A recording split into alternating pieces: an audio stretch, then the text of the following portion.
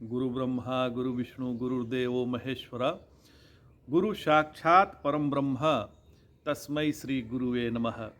सदाशिव समारंभां शंकराचार्य मध्यमां अस्मदाचार्य पर्यंतां वंदे गुरु परंपराम। ओम श्री गुरुभ्यो नमः। ओम श्री परमात्मने नमः। देखिए, हम लोग गीता के 17वें अध्याय पर विचार कर रहे हैं और 17वां अध्याय जो है वह श्रद्धा त्रय विभाग योग है। ये श्रद्धा, कैसी श्रद्धा होनी चाहिए, यह भगवान इस अध्याय में बतलाए हैं। एक साधक के अंदर क्या होना चाहिए वह भगवान इस अध्याय में बतलाए हैं, क्योंकि श्रद्धा भी एक संपत्ति है। श्रद्धा न हो तो हम एक कदम भी चल नहीं सकते। श्रद्धा जीवन में अत्यंत आवश्यक है। फिर भगवान ने बताया कि हमेशा अपने आप को प्रसन्न रखिए। मनः प्रसादः। कोई पूछे कि कैसे हो तो यही कहना है कि बहुत अच्छे हैं, आपकी कृपा है भगवान। श्री गुरुदेव भगवान की कृपा है, भगवान की कृपा है, आनंद सिंधु की कृपा है। तो तब देखिए जीवन में कैसी प्रसन्नता आती है। अपना दुख रोना नहीं चाहिए किसी के सामने। कोई पूछे तो बोलिए कोई दुख नहीं है, आनंद में है। भले कोई कष्ट हो लेकिन इसका मुंह से आपको नहीं किसी से कहना है। तो मन की यह तपस्या है कि हम अपने आप को प्रसन्न रखें। प्रसन्नेव भारत। भगवान ने अर्जुन से कहा कि अर्जुन तुम प्रसन्न रहो। तो अपने आप को शांत रखें, मतलब अपने आप से बात करना नहीं है। जो हम अपने आप में बोलते रहते हैं वो बंद हो जाना चाहिए, और नहीं तो अपने आप से हम ज़्यादातर तो बात करते ही रहते हैं। मन अपने आप में जब बात नहीं करता तो वह शांत होता है। यह भी मन की तपस्या है। मौनम, यह जो मौन है वह मन की तपस्या है, वाणी की नहीं है। मन की तपस्या मौन है। वह जो बातें करते रहता है, भविष्य की बातें बुनता रहता है, भविष्य का ताना बाना बुनेगा और भूतकाल का भूत उखाड़ेगा, यही मन का काम है। और वो सदैव यदि वर्तमान में रहे तो मन मौन रहेगा। यदि मन आपका वर्तमान में है तो वो मौन रहेगा।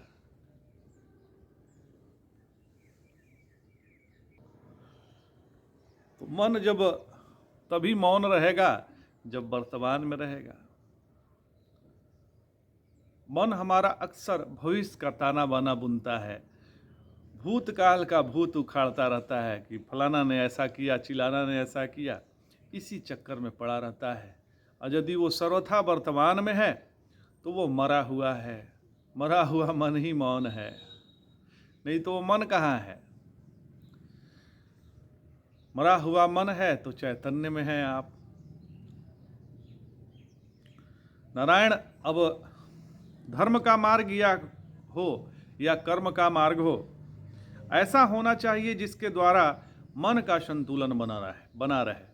हमारा कोई भी कार्य हो, चाहे हम धर्म के लिए प्रवृत्ति हो रहे हों या कोई कर्म के लिए प्रवृत्त हो रहे हों, तो उसमें हमारा मन का संतुलन बना रहना चाहिए। इसमें संतुलन बिगड़ने का कारण एक ही है, वह है दुराग्रह। कोई ग्रह किसी को परेशान नहीं करता महाराज। ये बोलते हैं ये ग्रह खराब है, वो ग्रह खराब है। कोई ग्रह किसी को परेशान नहीं करता। ग्रह का इससे कोई लेना देना नहीं है। सबसे ज़्यादा गड़बड़ है तो वह है दुराग्रह। इससे कैसे बचें? तो समत्वम योग उच्यते। सम में यदि हम स्थित हैं तो दुराग्रह नहीं होगा। सबसे भगवान ही प्रकट हो रहे हैं, ऐसी हमारी यदि समझ है, ऐसा हम समझ गए हैं, तो फिर दुराग्रह का तो सवाल ही नहीं है। सब में तो वही भगवान प्रकट हो रहा है। जीवन में दुख आने के बाद दुखी होने से इनकार कर देना, यह मन के संतुलन को बनाए रखने का सबसे सर्वश्रेष्ठ तरीका है। यदि जीवन में कभी दुख आ गया, दुख आएगा, जीवन है तो दुख आएगा, सुख आएगा, इन दोनों में हम सम का भाव रखें तो हमारा मन का संतुलन बना रहेगा। अब हम किसको चुनते हैं? ज्यादा सुख मिल गया तो अहंकार हो गया, दुख मिल गया तो रोने लगे। इन दोनों से बचना है महाराज। समत्वम योग उच्यते। न ज्यादा मिल गया तो अब ढिढोरा पीटने लगे कि हमारे से कोई धनी नहीं है, और हमको नहीं मिला तो रोना शुरू कर दिए कि हमसे कोई भिखारी नहीं है। तो ये अपने आप को दुखित करने का दोनों साधन हो जाता है। दोनों ही दुख देने वाले हैं, चाहे सुख हो या दुख हो, दोनों आखिर दुख ही है। तो इससे बचना है तो समत्वम योग उच्यते। सम को धारण करिए, साम्यावस्था में रहिए, और सब को ईश्वर का प्रसाद समझ के ग्रहण कीजिए। यह भगवान ने कृपा किया है। हालांकि जो अभी बात चल रही थी कि सुख भी दुख का ही कारण है, सुख से दुख ही मिलने वाला है। अभी आपको, अच्छा आप ये बताइए, कोई शादी करता है तो किसके लिए करता है? सुख के लिए करता है। बहुत उमंग में रहेगा कि शादी करना है, शादी का लड्डू है तो शादी करना है तो सुखी के लिए करना है, ऐसा सोचते हैं। भले वो दुखी हो जाते हैं। फिर बच्चा पैदा करना है तो सुखी के लिए करना है, भले उससे सुख ना हो। हमसे अक्सर लोग आके कहते हैं कि हमारे बच्चे हमको मानते नहीं हैं। तो हम यही कहते हैं कि जब भगवान राम ने दशरथ की नहीं मानी तो आप किस खेत की मूली है महाराज। कोई भी माता पिता यह सोचे कि हमारा बच्चा हमारी बात मानेगा तो यह अपनी मूर्खता है। इस चक्कर में न रहे। भगवान ही आपके पुत्र के रूप में जन्म लिए हैं। आपका काम है उन्हें अच्छा संस्कार दें, अच्छा परवरिश दें। जो होने वाला है वो परमात्मा जानता है। हम अपने से कोई गलती ना करें, इस पर ध्यान रहे। ये रोने वाले तो कभी भी रोते ही रहते हैं। तो अपने को प्रसन्न रखना है, मस्त रखना है। योग के अनुसार हमारा मन का संतुलन बना रहे, यही आध्यात्मिक साधना है।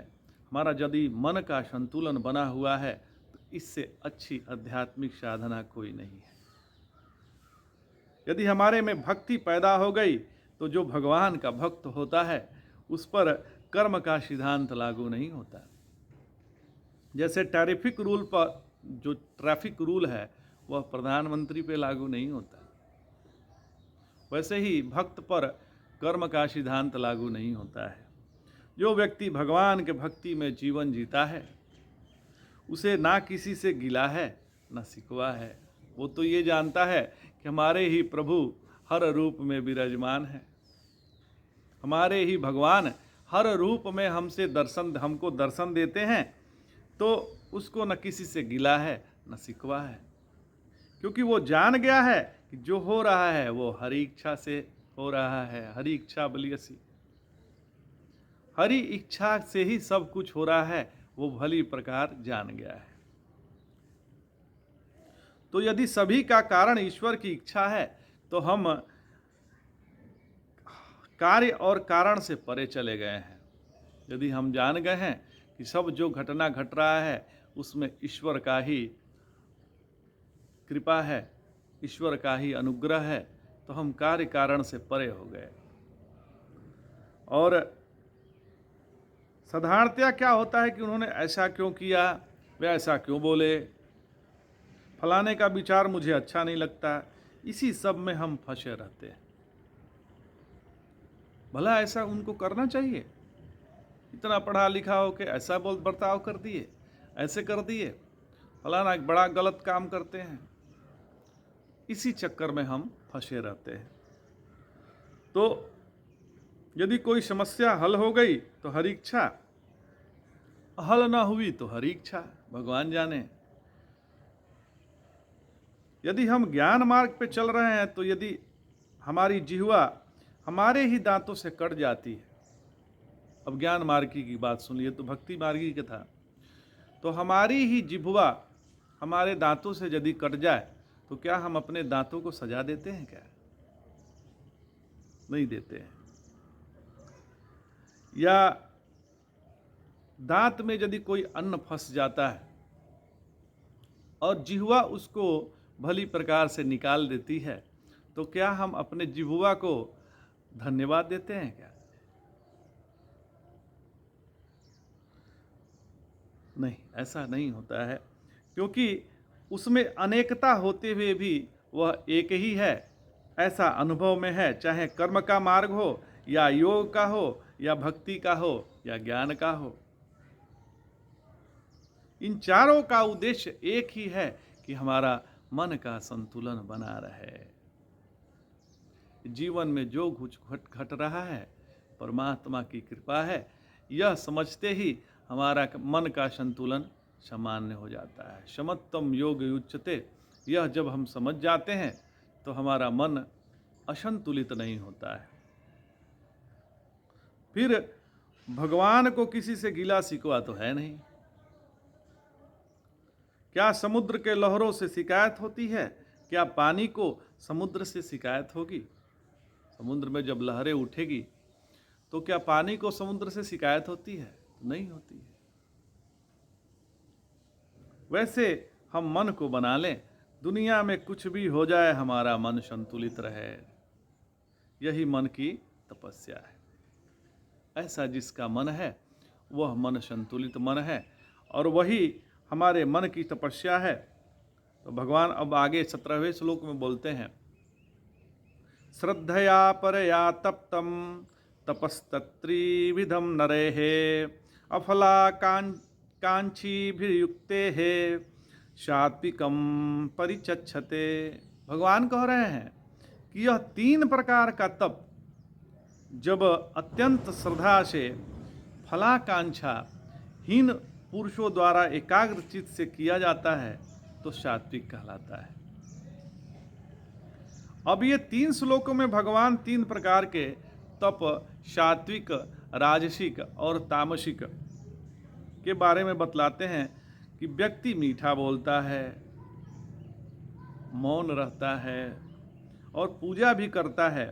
असल में पूजा करने वाले ज़्यादातर लोग मूर्ति पूजा के अधिकारी होते हैं, यह आप मान लीजिए। जो पूजा करने वाले हैं ज़्यादातर मूर्ति पूजा के ही अधिकारी होते हैं। जब आदमी पानी में भिगा हुआ फूल लाकर किसी महात्मा के शरीर पे चढ़ा देता है तो उस महात्मा के कपड़े, मुंह, हाथ सब भीग जाते हैं। तब महात्मा जी के मन में यही आता है कि इस आदमी को शंकर जी की मूर्ति पे जल चढ़ाना चाहिए था, ये हमारे पे ही चढ़ा दिया। महात्मा कोई पार्थिव, अब कोई महात्मा को आप पूजा करने जाएंगे तो उन पे क्या जल चढ़ा देंगे जैसे शिव जी पे चढ़ाते हैं?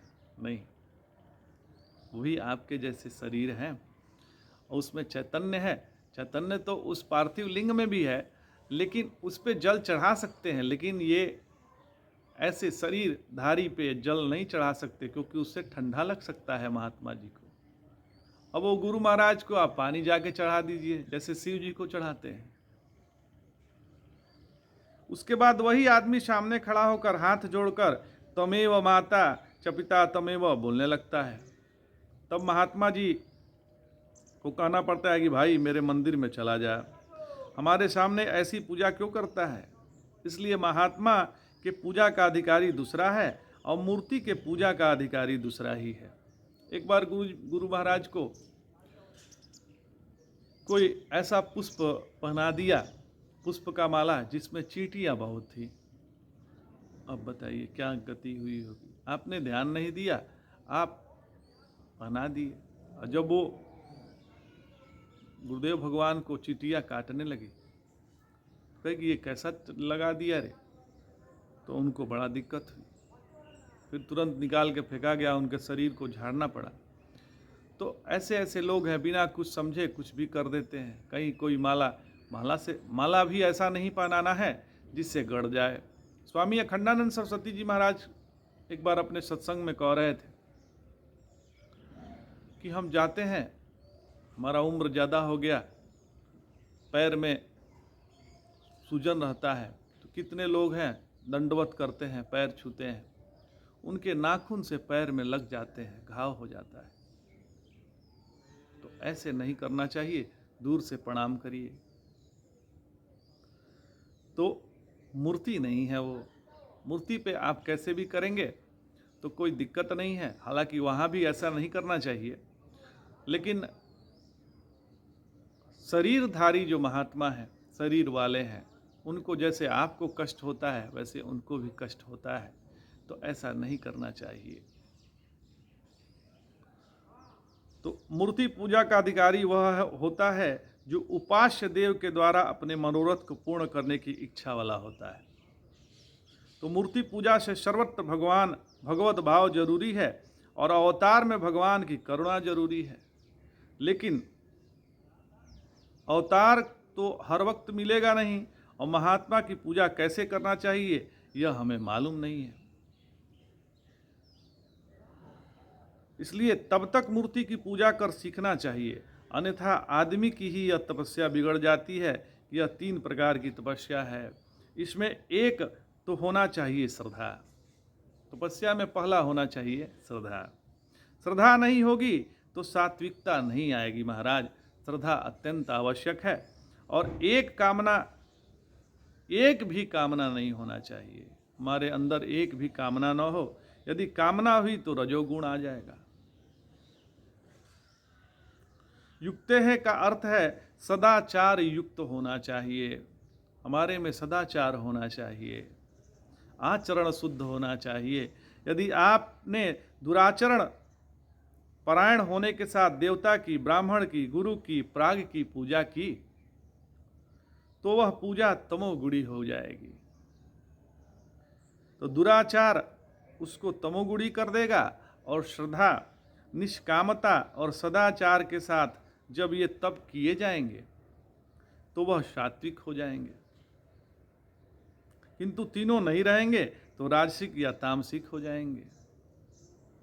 इसका ध्यान रखना आवश्यक है। अब भगवान 18वें और 19वें श्लोक में क्या कह रहे हैं, इस पर पहले श्लोक का पाठ कर लेते हैं, फिर विचार करते हैं। भगवान कह रहे हैं, सत्कार मान पूजार्थम तपोदम्भेन चैव यत् क्रियते तदिह प्रोक्तम राजसं चलमध्रुवम् मूढ़ग्राहेणात्मनो यत्पीडया क्रियते तपः प्रस्योत्सादनार्थं वा ततामशमुदाहृतम्। भगवान कह रहे हैं कि जो तप सत्कार, मान और पूजा के लिए दंभ पूर्वक किया जाता है, जो तप दंभ के लिए किया जाता हो, मान के लिए किया जाता हो, वह इस लोक में राजस अस्थिर और अनित्य होता है। जो तप मूढ़ता से और हठ पूर्वक और शरीर को पीड़ा देकर तथा मारण उच्चाटन आदि के द्वारा दूसरों को नाश करने के लिए किया जाता है, वह तामस कहलाता है।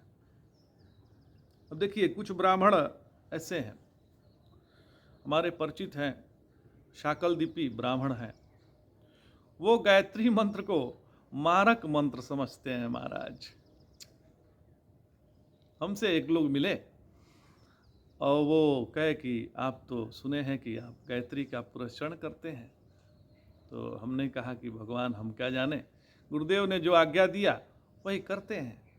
तो कहे कि ये तो बड़ा मारक मंत्र है, बहुत सिद्ध है, इससे तो तुरंत ही किसी का प्राण लिया जा सकता है। हम कहे कि महाराज ये हमारी कोई धारणा नहीं है, हमारी तो एक ही धारणा है कि इस ही जन्म में बार बार हमें जन्म नहीं लेना पड़े, और इसी जन्म में हमारे अंतःकरण के माध्यम से परमात्मा प्रकट हो जाए।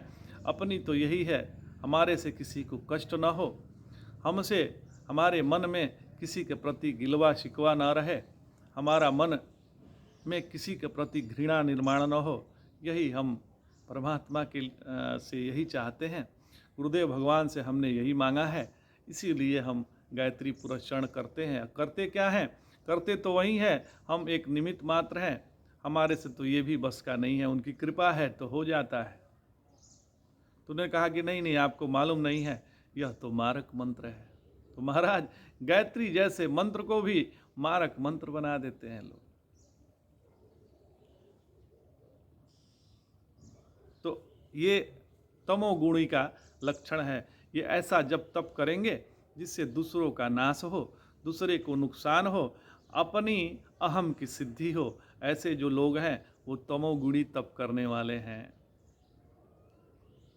यहाँ तो सर्वे भवन्तु सुखिनः सर्वे सन्तु निरामया, यह भावना होना चाहिए कि हमारे चलते किसी को कष्ट न हो, हमारे वाणी से, हमारे कर्मों द्वारा, हमारे किसी भी प्रकार से हमारे द्वारा किसी को कष्ट न हो, क्योंकि सब तो जगत में परमात्मा के अलावा कुछ तो है नहीं।